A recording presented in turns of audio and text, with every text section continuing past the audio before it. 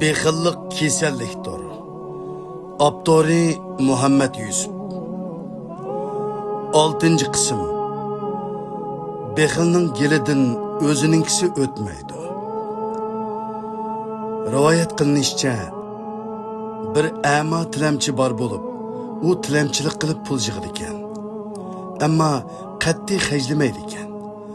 Boshqalar bergan taom bilan kun o'tkazdi ekan. Topgan pulini bir mozorlikqa ko'mib saqlaydi ekan. Bir kuni bir odam uning pul ko'mganligini ko'rib qilib, uni elib ketar ekan. Tilamchi pulining o'g'irlanganligini bilib qattiq dod-faryod qiladi ekan. Atsi uning pulini ilib olgan odam uni sinash uchun yeniga kelib, uni oshxonaga taklif qiladi ekan.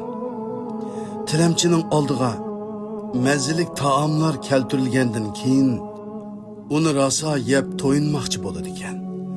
Tilamchi taomni og'ziga selib, uni qat'iy yutolmaydi ekan va darhol yeliq kishiga: "Hey o'g'ri, pulimni sen o'g'irlabsan.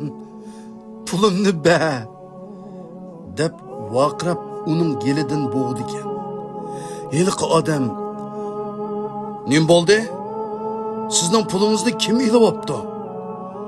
deganda tilamchi: "Bu mening pulimga ilingan taom ekan-ku. Şoňa gilimden ötmeýwatdy. Çünki mening gilimden özümninkisi ötmeydi de" deydi.